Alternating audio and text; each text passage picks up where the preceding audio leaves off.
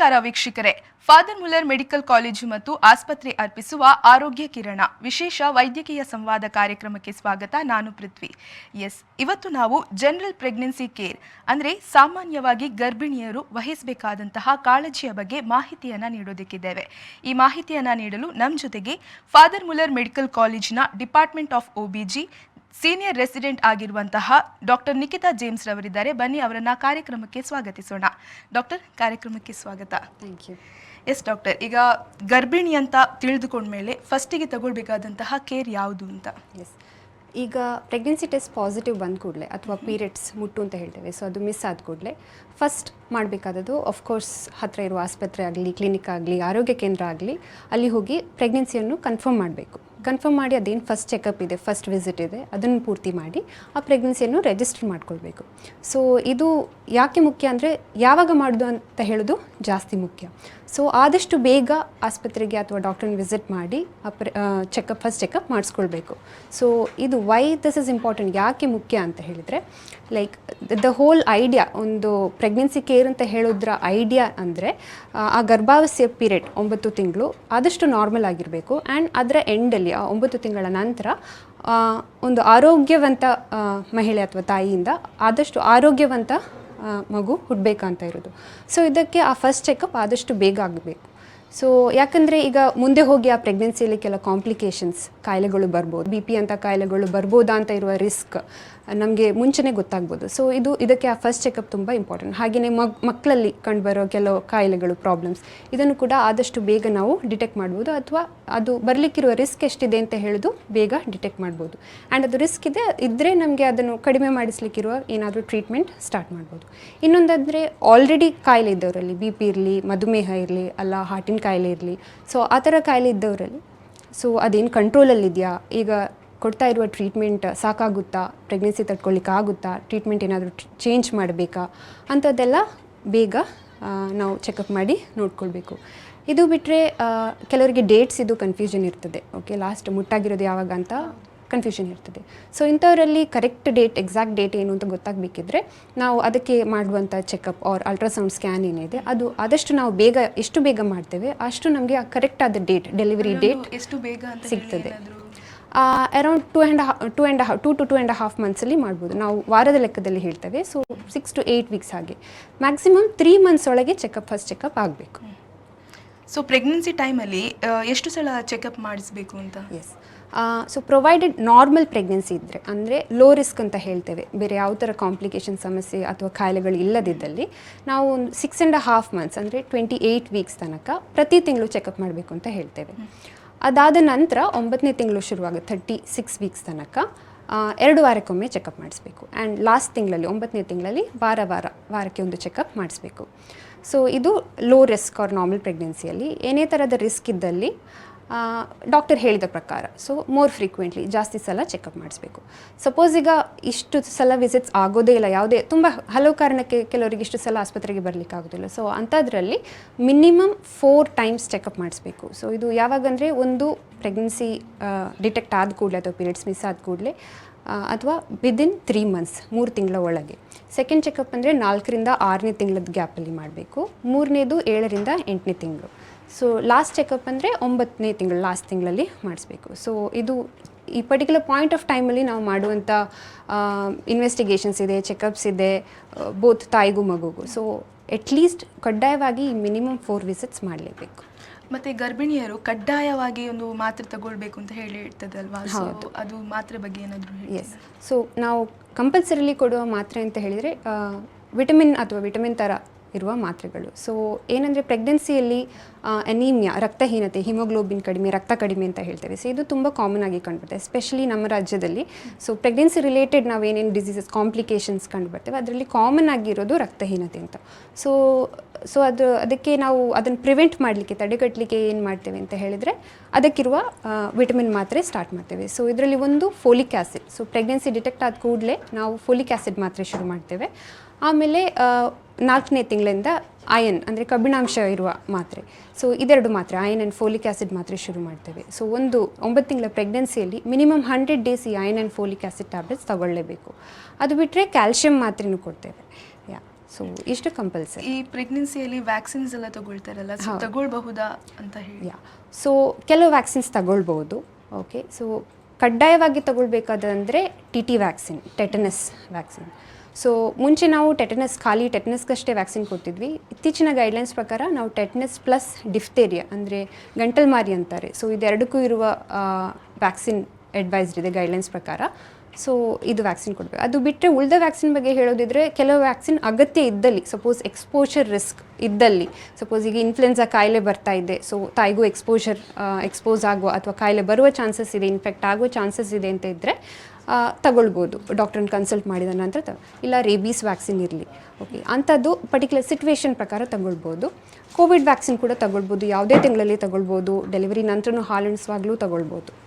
ಕೆಲವು vaccines contra indicated ಇದೆ, ನಿಷೇಧಿಸಲಾಗಿದೆ, ತಗೊಳ್ಬಾರ್ದು, ಲೈಕ್ ಲೈವ್ ವ್ಯಾಕ್ಸಿನ್ಸ್ ಅಂತ ಹೇಳ್ತೇವೆ. ಸೊ ಅದು ಆಫ್ಕೋರ್ಸ್ ನೀವು ಯಾವುದೇ ತಗೊಳ್ಳೋದಿದ್ರೂ ಕನ್ಸಲ್ಟ್ ಮಾಡಿ ತಗೊಳ್ಬೇಕಾಗ್ತದೆ. ಎಸ್ ಡಾಕ್ಟರ್, ನೀವು ಅದೇ ವ್ಯಾಕ್ಸಿನ್ಸ್ ಬಗ್ಗೆ ಹೇಳ್ತಾ ಇದ್ರಿ. ಈ ಕೋವಿಡ್ ವ್ಯಾಕ್ಸಿನ್ ತಗೊಂಡ್ರೆ ಕೆಲವರು ತಗೊಳ್ಬಾರ್ದು ಅಂತ ಹೇಳ್ತಾರೆ ಪ್ರೆಗ್ನೆಂಟ್ ಇರುವವರು, ಸೊ ಅದರ ಬಗ್ಗೆ ಏನಾದರೂ? ಸೊ ಇನಿಷಿಯಲಿ ಅಂದರೆ ಇದು ಕೋವಿಡ್ ಸ್ಟಾರ್ಟ್ ಆದಾಗ ನಮಗೆ ಅದರ ಬಗ್ಗೆ ಜಾಸ್ತಿ ಇನ್ಫಾರ್ಮೇಷನ್ ಇರಲಿಲ್ಲ, ಎಸ್ಪೆಷಲಿ ಪ್ರೆಗ್ನೆನ್ಸಿಯಲ್ಲಿ ಜಾಸ್ತಿ ಇನ್ಫಾರ್ಮೇಷನ್ ಇರಲಿಲ್ಲ.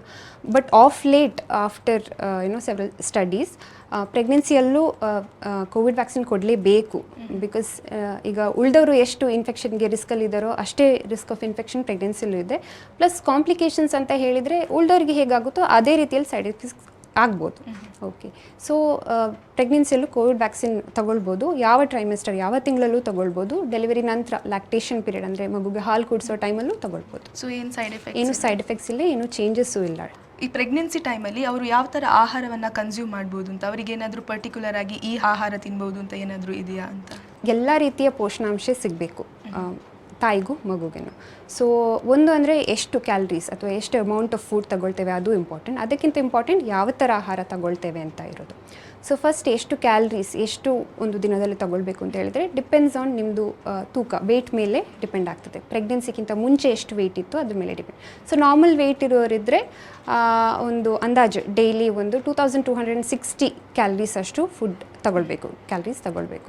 ಸಪೋಸ್ ವೆಯ್ಟ್ ಜಾಸ್ತಿ ಇದ್ದರೆ ಅಥವಾ ಕಡಿಮೆ ಇದ್ದರೆ ಅಷ್ಟೇ ಕ್ಯಾಲರೀಸ್ ಕಡಿಮೆ ಅಥವಾ ಜಾಸ್ತಿ ಮಾಡಿ ತಗೊಳ್ಬೇಕು. ಸೊ ರಫಾಗಿ ಒಂದು ಐಡಿಯಾ ಹೇಳೋದಾದರೆ, ನೀವು ಡೈಲಿ ಏನು ಊಟ ಮಾಡ್ತೀರೋ, ಡೈಲಿ ಎಷ್ಟು ಆಹಾರ ತಗೊಳ್ತೀರೋ ಅದಕ್ಕಿಂತ 350 ಕಿಲೋ ಕ್ಯಾಲರೀಸ್ 350 ಕಿಲೋ ಕ್ಯಾಲರೀಸ್ ಹೆಚ್ಚು ತಗೊಳ್ಬೇಕು. ಸೊ ಇದಕ್ಕೆ ನೀವಂದರೆ ಒಂದು ಎಕ್ಸ್ಟ್ರಾ ಮೀಲ್ ಡೈಲಿ ಎಷ್ಟು ತಗೊಳ್ತೀರೋ ಅದಕ್ಕಿಂತ ಒಂದು ಟೈಮ್ ಎಕ್ಸ್ಟ್ರಾ ಊಟ ಮಾಡಬೇಕು. ಪ್ಲಸ್ ಯಾವುದಾದ್ರೊಂದು ಹಣ್ಣು, ಫ್ರೂಟ್ ಒಂದು ಎಕ್ಸ್ಟ್ರಾ,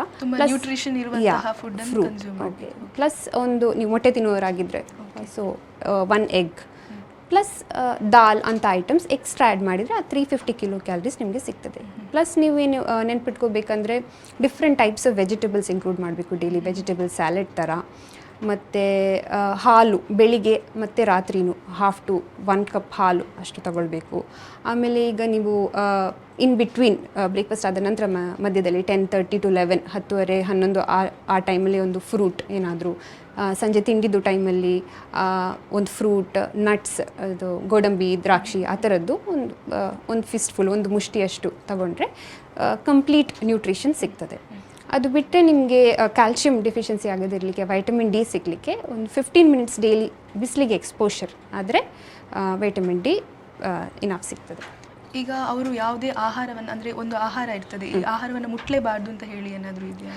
ಮುಟ್ಲೇಬಾರ್ದು ಅಂದರೆ ಕೆಲವುದು ಅವಾಯ್ಡ್ ಮಾಡಬೇಕು, especially like bakery items, sweets ಅಂಥದ್ದು ಅವಾಯ್ಡ್ ಮಾಡಬೇಕು. ಸಾಲ್ಟ್ ಇರುವಂಥದ್ದು ಲೈಕ್ ಸಾಲ್ಟೆಡ್ ಚಿಪ್ಸ್ ಆ ಥರ ಬೇಕ್ರಿ ಐಟಮ್ಸ್ ಅವಾಯ್ಡ್ ಮಾಡಬೇಕು. ಆಮೇಲೆ ಕಾರ್ಬೋನೇಟೆಡ್ ಡ್ರಿಂಕ್ಸ್, ಸೋಡಾ, ಪೆಪ್ಸಿ ಅಂಥದ್ದು. ಟೀ, ಕಾಫಿ ತಗೊಳ್ಬೋದು, ಬಟ್ ತುಂಬ ಅಲ್ಲ, ಲೈಕ್ ವಿದಿನ್ ಲಿಮಿಟ್ಸ್ ತೊಗೊಳ್ಬೇಕು. ಆ್ಯಂಡ್ ತಗೊಳ್ಳುವಾಗ ಏನು ನೆನ್ಪಿಟ್ಕೋಬೇಕು, ಎಸ್ಪೆಷಲಿ ಟೀ ಆ್ಯಂಡ್ ಕಾಫಿ ಅಂದರೆ ಊಟ ಮಾಡಿದ ಕೂಡಲೇ ಅಥವಾ ಊಟದ ಜೊತೆಗೆ ತಗೊಳ್ಬಾರ್ದು. ಯಾಕೆಂದರೆ ನಾನು ಆವಾಗ ಹೇಳಿದೆ ಎನಿಮಿಯಾಗೆ ರೀಸನ್ ಡೆಫಿಷಿಯನ್ಸಿ ಅಂತ, ಕಬ್ಬಿಣದ ಅಂಶ. ಸೊ ಇದು ನಮ್ಮದು ಫುಡ್ಡಲ್ಲಿ ಏನಿದೆ ಅದು ಫುಡ್ಡಿಂದ ಬಾಡಿಯೊಳಗೆ ಹೀರ್ಕೊಳ್ಳೋ ಏನು ಕೆಪಾಸಿಟಿ ಇದೆ ಅದು ಆಹಾರ ಜೊತೆ ಟೀ ತಗೊಂಡ್ರೆ ಕಡಿಮೆ ಆಗ್ತದೆ. ಸೊ ಅದನ್ನು ಅವಾಯ್ಡ್ ಮಾಡಬೇಕು. ಪ್ಲಸ್ ಊಟ ಮಾಡಿದ ಕೂಡಲೇ ಮಲಗಬಾರ್ದು. ಆ್ಯಂಡ್ ಒಂದೇ ಟೈಮಲ್ಲಿ ಜಾಸ್ತಿ ಅಮೌಂಟಲ್ಲಿ ಊಟ ಮಾಡೋ ಬದಲು ಬಿಟ್ಟು ಸ್ವಲ್ಪ ಕ್ವಾಂಟಿಟಿಯಲ್ಲಿ ಊಟ ಮಾಡಿದರೆ ಪ್ರೆಗ್ನೆನ್ಸಿಲಿ ಏನು ವಾಂತಿದು ಟೆಂಡೆನ್ಸಿ ಇದೆ ಅಥವಾ ಗ್ಯಾಸ್ಟ್ರೈಟಿಸ್ ಪ್ರಾಬ್ಲಮ್ಸ್ ಇದೆ ಅದು ಕಡಿಮೆ ಮಾಡಲಿಕ್ಕೆ ಹೆಲ್ಪ್ ಮಾಡ್ತದೆ. ಈಗ ಪ್ರೆಗ್ನೆನ್ಸಿ ಟೈಮಲ್ಲಿ ಎಕ್ಸಸೈಸಸ್ ಅಂತೆಲ್ಲ ಮಾಡ್ಬೋದಾ ಅಂತ? ಎಸ್, ಮಾಡ್ಬೋದು, ಪ್ರೊವೈಡೆಡ್ ಕೆಲವು ಕಂಡೀಷನ್ಸಲ್ಲಿ ಮಾಡಬಾರ್ದು ಅಂತ ಇದೆ. ಲೈಕ್ ಪ್ರೆಗ್ನೆನ್ಸಿಲಿ ಕೆಲವರಿಗೆ ಅಬಾರ್ಷನ್ ಚಾನ್ಸಸ್ ಜಾಸ್ತಿ ಇರ್ತದೆ, ಇಲ್ಲ ಟೈಮ್ಗಿಂತ ಮುಂಚೆ ಬೇಬಿ ಮೆಚೂರ್ ಆಗುವ ಮುಂಚೆ ಡೆಲಿವರಿ ಆಗುವ ಚಾನ್ಸ್ ರಿಸ್ಕ್ ಜಾಸ್ತಿ ಇರೋರು ಇರ್ತಾರೆ, ಇಲ್ಲ ಕಸ ಅಂತ ಹೇಳ್ತೇವೆ, ಕಸ ಕೆಳಗಿರುವವರು, ಬ್ಲೀಡಿಂಗ್ ಟೆಂಡೆನ್ಸಿ ಇರೋರು ಇರ್ತಾರೆ. ಸೊ ಇಂಥವರಲ್ಲಿ ಅವಾಯ್ಡ್ ಮಾಡಬೇಕು, ಅಥವಾ ಕೆಲವು ಹಾರ್ಟಿನ ಕಾಯಿಲೆ ಇರುವವರು ಅಂಥವರಲ್ಲಿ ಅವಾಯ್ಡ್ ಮಾಡಬೇಕು. ಅಲ್ಲ normal pregnancy, low risk pregnancy ಇದ್ದಲ್ಲಿ ಡೆಫಿನೆಟ್ಲಿ ಎಕ್ಸಸೈಸ್ ಮಾಡ್ಬೋದು. ಎಸ್ ಡಾಕ್ಟರ್, ಎಕ್ಸಸೈಸಸ್ ಬಗ್ಗೆ ಹೇಳ್ತಾ ಇದ್ರಿ, ಪ್ರೆಗ್ನೆನ್ಸಿ ಟೈಮಲ್ಲಿ ಎಕ್ಸಸೈಸ್ ಮಾಡೋದ್ರ ಬಗ್ಗೆ. ಸೊ ಈ ಎಕ್ಸಸೈಸ್ ಮಾಡಿದರೆ ಏನೆಲ್ಲ ಉಪಯೋಗಗಳುಂಟು ಅಂತ ಹೇಳಿ.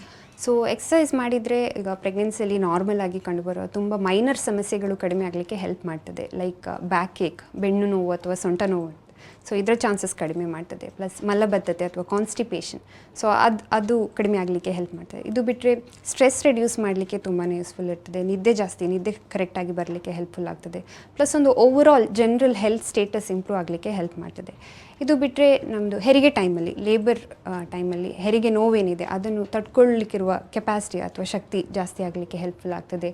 ಪುಷ್ ಮಾಡಲಿಕ್ಕೆ ಏನಿದೆ ಅದು ಹೆರಿಗೆ ಟೈಮಲ್ಲಿ, ಸೊ ಅದಕ್ಕೆ ಬೆಟರ್ ಕಂಟ್ರೋಲ್ ಸಿಕ್ಕಿದಾಗೆ ಆಗ್ತದೆ. ಪ್ಲಸ್ ಓವರಾಲ್ ಒಂದು ಡೆಲಿವರಿ ಪ್ರಾಸೆಸ್ ಸ್ಮೂತಾಗಿ ಹೋಗಲಿಕ್ಕೆ ಹೆಲ್ಪ್ ಮಾಡ್ತದೆ.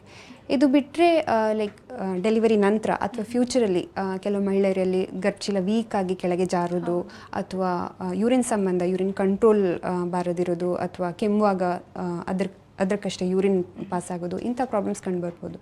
ಸೊ ಇದಕ್ಕಾಗಿ ಸ್ಪೆಸಿಫಿಕ್ ಆಗಿ ಎಕ್ಸಸೈಸ್ ಇದೆ. ಸೊ ಇದು ಪ್ರೆಗ್ನೆನ್ಸಿಯಲ್ಲೇ ಸ್ಟಾರ್ಟ್ ಮಾಡ್ಬೋದು. ಸೊ ಇದೆಲ್ಲ ಎಕ್ಸಸೈಸ್ ಅದು. ಸೊ ಯಾವ ಥರ ಎಕ್ಸಸೈಸ್ ಮಾಡಬಹುದು ಮತ್ತು ಮಾಡಬಾರ್ದು? ಸೊ ನಮ್ಮ ಟರ್ಮಿನಾಲಜಿಯಲ್ಲಿ ಹೇಳೋದಿದೆ ಮಾಡ್ರೇಟ್ ಇಂಟೆನ್ಸಿಟಿ ಏರೋಬಿಕ್ ಎಕ್ಸಸೈಸ್ ಅಂತೇವೆ. ಅಂದರೆ ಯಾವ ಥರ ಎಕ್ಸಸೈಸ್ ಅಂದರೆ, ಎಕ್ಸಸೈಸ್ ಮಾಡ್ತಾ ಈಗ ಕಂಫರ್ಟೇಬಲಾಗಿ ನಾವು ಹೇಗೆ ಮಾತಾಡ್ತೇವೆ ಹಾಗೆ ಮಾತಾಡಲಿಕ್ಕೆ ಆಗಬೇಕು. ಎಕ್ಸಸೈಸ್ ಮಾಡ್ತಾ ಇರುವಾಗ ಮಾತಾಡಲಿಕ್ಕೆ ಆಗಬೇಕು. ಸೊ ಅಂಥ ಎಕ್ಸಸೈಸಸ್ ಮಾಡ್ಬೋದು. ಸೊ ಫಾರ್ ಎಕ್ಸಾಂಪಲ್ ಅಂದರೆ ಬ್ರಿಸ್ಕ್ ವಾಕಿಂಗ್ ಅಂತೇವೆ, ವಾಕಿಂಗ್ ಬಟ್ ಸ್ವಲ್ಪ ಸ್ಪೀಡಲ್ಲಿ, ಎಸ್ಪೆಷಲಿ ಕೈ ಬೀಸಿಕೊಂಡು ಆ ಥರ ವಾಕಿಂಗ್ ಮಾಡೋದು, ಅಥವಾ ಸ್ವಿಮ್ಮಿಂಗ್, ಈಜು ಬರೋದಿದ್ರೆ ಸ್ವಿಮ್ಮಿಂಗ್ ಮಾಡ್ಬೋದು. ಮತ್ತು ಸೈಕ್ಲಿಂಗಲ್ಲಿ ಅಂದರೆ ನಾರ್ಮಲ್ ಸೈಕ್ಲಿಂಗ್ ಅಲ್ಲ, ನಿತ್ತು ಸ್ಟೇಷ್ನರಿ ಸೈಕ್ಲಿಂಗ್ ಹೇಳ್ತೇವೆ. ಬಿಕಾಸ್ ಪ್ರೆಗ್ನೆನ್ಸಿಯಲ್ಲಿ balance is a problem. Okay, so normal cycling ಮಾಡಿದರೆ ಬ್ಯಾಲೆನ್ಸ್ ತಪ್ಪೋ ಚಾನ್ಸಸ್ ಇದೆ. ಸೊ ಅದಕ್ಕೆ ನಿತ್ತು ಮಾಡೋ ಸೈಕ್ಲಿಂಗ್ ಅದನ್ನು ಮಾಡ್ಬೋದು. ಸೊ ಈ ಥರ ಎಕ್ಸಸೈಸಸ್ ಮಾಡ್ಬೋದು. ಸಪೋಸ್ ನೀವೀಗ ಆಲ್ರೆಡಿ ಎಕ್ಸಸೈಸ್ ಅಥವಾ ಜಾಗಿಂಗ್ ಅಥವಾ ಜಿಮ್ಗೆ ಹೋಗೋದವರಿದ್ದರೆ ಡಾಕ್ಟ್ರನ್ನ ಕನ್ಸಲ್ಟ್ ಮಾಡಿದ ನಂತರ ಅವರು ಅಲೌ ಮಾಡಿದರೆ ಅದನ್ನೇ ಕಂಟಿನ್ಯೂ ಮಾಡ್ಬೋದು, ಪ್ರೊವೈಡೆಡ್ ನೀವು ಕಂಫರ್ಟೇಬಲ್ ಇರಬೇಕು. ಆಮೇಲೆ yoga exercises, especially prenatal yoga exercise ಅಂತಲೇ ಅವೈಲೇಬಲ್ ಇರುತ್ತೆ ಸ್ಪೆಸಿಫಿಕ್ ಫಾರ್ ಪ್ರೆಗ್ನೆನ್ಸಿ ಅಂತ. ಸೊ ಯೋಗ ಮಾಡ್ಬೋದು. ಎಸ್ ಡಾಕ್ಟರ್, ಆ ಎಕ್ಸಸೈಸನ್ನೆಲ್ಲ ಮಾಡಬೇಕಾದ್ರೆ ನೆನಪಲ್ಲಿ ಇಟ್ಕೊಳ್ಬೇಕಾದಂತಹ ವಿಷಯ ಗರ್ಭಿಣಿಯರು. ಎಸ್, ಫಸ್ಟ್ ಆಫ್ ಆಲ್ ಕೆಲವು ಎಕ್ಸಸೈಸಸ್ ಅವಾಯ್ಡ್ ಮಾಡಬೇಕು. ಸೊ ಇಲ್ಲಿ ಬ್ಯಾಲೆನ್ಸ್ ತಪ್ಪುವಂಥದ್ದು ನಾನು ಮುಂಚೆ ಹೇಳಿದಾಗೆ, ಬ್ಯಾಲೆನ್ಸ್ ತಪ್ಪುವ ಚಾನ್ಸಸ್ ಇರುವ ಎಕ್ಸಸೈಸಸ್ ಕಂಪ್ಲೀಟ್ಲಿ ಅವಾಯ್ಡ್ ಮಾಡಬೇಕು. ಹಾಗೆ ಒಂದೇ ಕಡೆಯಲ್ಲಿ ನಿತ್ತು ಅಥವಾ ಮಲಗಿದಲ್ಲೇ ತುಂಬ ಹೊತ್ತು ಇರುವಂಥ ಅಂಥ ಎಕ್ಸಸೈಸಸ್ ಅವಾಯ್ಡ್ ಮಾಡಬೇಕು. ತುಂಬ ಹೀಟ್ ಪ್ರೊಡ್ಯೂಸ್ ಆಗುವಂಥ ಎಕ್ಸಸೈಸಸ್ ಅವಾಯ್ಡ್ ಮಾಡಬೇಕು. ಇದು ಬಿಟ್ಟರೆ ಎಕ್ಸಸೈಸ್ ಮಾಡುವ ಮುಂಚೆ ಮತ್ತು ನಂತರ ಧಾರಾಳ ನೀರು ಕುಡಿಬೇಕು. ಓಕೆ, ಹೈಡ್ರೇಟೆಡ್ ಇರಬೇಕು. ಹೀಟ್ ಆಗುವಂಥ ಜಾಗದಲ್ಲಿ ಎಕ್ಸಸೈಸ್ ಮಾಡಬಾರ್ದು, ಬಿಸಿಲಿನಲ್ಲಿ ಎಕ್ಸಸೈಸ್ ಮಾಡಬಾರ್ದು. ಸೊ ಈ ಥರ ಪ್ರಿಕಾಷನ್ಸ್ ತಗೊಳ್ಬೇಕು. ಈ ಥರ ಪ್ರಿಕಾಷನ್ಸನ್ನು ಅವರು ತಲೆಯಲ್ಲಿ ಇಟ್ಕೊಳ್ಬೇಕು. ಎಸ್ ಮಾಡಬೇಕು. ಪ್ಲಸ್ ಈಗ ಮಾಡ್ತಾ ಕಂಫರ್ಟೇಬಲ್ ಆಗಲಿಲ್ಲ ಅಂದರೆ ನಿಲ್ಲಿಸಬೇಕು, ಮಧ್ಯದಲ್ಲಿ ಬ್ರೇಕ್ಸ್ ತಗೊಳ್ಬೇಕು. ಮತ್ತು ಇನ್ನೊಂದಂದರೆ ಎಷ್ಟು ಮಾಡ್ಬೋದು ಅಂತ ಹೇಳಿದರೆ, ಒಂದು ವಾರದಲ್ಲಿ 2.5 ಗಂಟೆಯಷ್ಟು ಕಾಲ ಮಾಡ್ಬೋದು. ಸೊ ಡೈಲಿ ಅರ್ಧ ಗಂಟೆ ಅಥವಾ whatever is comfortable for you. ಈಗ ನಿಮಗೆ ಪ್ರಾಕ್ಟೀಸ್ ಇಲ್ಲ ಅಂತ ಹೇಳಿದರೆ ಸ್ಟಾರ್ಟ್ ವಿತ್ 5 minutes, ಆಮೇಲೆ ಜಾಸ್ತಿ ಮಾಡ್ತಾ ಹೋಗಿ. ಈಗ ಯೋಗ ಎಲ್ಲ ಮಾಡ್ತಾ ಇರ್ತಾರೆ ಮುಂಚಿಂದಲೇ, ಸೊ ಅವರು ಪ್ರೆಗ್ನೆನ್ಸಿ ಟೈಮಲ್ಲಿ ಸ್ಟಾಪ್ ಮಾಡಬೇಕು ಅಥವಾ ಕಂಟಿನ್ಯೂ ಮಾಡ್ಬೋದಾ ಯೋಗವನ್ನೆಲ್ಲ? ಯೋಗ ಅಂದರೆ ಪ್ರೆಗ್ನೆನ್ಸಿಯಲ್ಲಿ ಸ್ಪೆಸಿಫಿಕ್ ಆಗಿ ಕೆಲವು ಪೋಸ್ಟರ್ಸ್, ಕೆಲವು ಎಕ್ಸಸೈಸಸ್ ಎಲ್ಲ ಇದೆ. ಸೊ ಅದು ನಿಮ್ಮದು ಇನ್ಸ್ಟ್ರಕ್ಟರ್ಸ್ ಅಥವಾ ಡಾಕ್ಟರ್ಸ್ಗೆ ಕನ್ಸಲ್ಟ್ ಮಾಡಿದರೆ ಹೇಳ್ತಾರೆ. ನಾನು ಮುಂಚೆ ಹೇಳಿದಾಗೆ ಬ್ಯಾಲೆನ್ಸ್, ಕೆಲವು ಪೋಸ್ಟರಲ್ಲಿ ಬ್ಯಾಲೆನ್ಸ್ ಜಾಸ್ತಿ ಬೇಕಾಗುತ್ತೆ. ಸೊ ಅಂಥದ್ದು ಅವಾಯ್ಡ್ ಮಾಡಬೇಕಾಗ್ತದೆ. ಮತ್ತು ಮಲಗಿದಲ್ಲೇ 5 ನಿಮಿಷಕ್ಕಿಂತ ಜಾಸ್ತಿ ಮಲಗಿ ಅಥವಾ ಪೋಸ್ಚರಲ್ಲೇ ನಿಂತ್ಕೊಂಡು ತುಂಬ ಹೊತ್ತು ನಿಂತ್ಕೊಂಡಿರೋ ಅಂಥ ಎಕ್ಸಸೈಸಸ್ ಅವಾಯ್ಡ್ ಮಾಡಬೇಕಾಗ್ತದೆ. ಈ ಪ್ರೆಗ್ನೆನ್ಸಿ ಟೈಮಲ್ಲಿ ದೂರ ಟ್ರಾವೆಲ್ ಮಾಡ್ಬೋದಾ ಅಂತ ಹೇಳಿ? ಎಸ್, ದೂರ ಟ್ರಾವೆಲ್ ಮಾಡ್ಬೋದು, ಬಟ್ ಪ್ಲ್ಯಾನ್ ಮಾಡಿ ಟ್ರಾವೆಲ್ ಮಾಡಬೇಕು. ಸಪೋಸ್ ನಿಮಗೆ ಅವಾಯ್ಡ್ ಮಾಡಲಿಕ್ಕೆ ಆಗೋದಿಲ್ಲ ಅಂದರೆ ಇಟ್ ಈಸ್ ಬೆಟರ್ 4ರಿಂದ 6ನೇ ತಿಂಗಳ ಗ್ಯಾಪಲ್ಲಿ ಟ್ರಾವೆಲ್ ಮಾಡಬೇಕು. ಸೊ ಟ್ರಾವೆಲ್ ಮಾಡಬೇಕಾದ್ರೆ ಏನೆಲ್ಲ ಕಾಳಜಿ ವಹಿಸಬೇಕು? ಇಟ್ ಈಸ್ ಪ್ರಿಫರಬಲ್ ಟ್ರೈನಲ್ಲಿ ಆ್ಯಸ್ ಕಂಪೇರ್ ಟು ಬಸ್. ಟ್ರೈನಲ್ಲಿ ಟ್ರಾವೆಲ್ ಮಾಡ್ಬೋದು. ಅದರ್ವೈಸ್ ಕಾರಲ್ಲಿ ಟ್ರಾವೆಲ್ ಮಾಡೋದಾದರೆ road should be smooth. Okay, especially first 3 ತಿಂಗಳು ಮತ್ತು ಲಾಸ್ಟ್ ತಿಂಗಳಲ್ಲಿ ರಫ್ ರೋಡ್ಸ್ ಅವಾಯ್ಡ್ ಮಾಡಬೇಕು.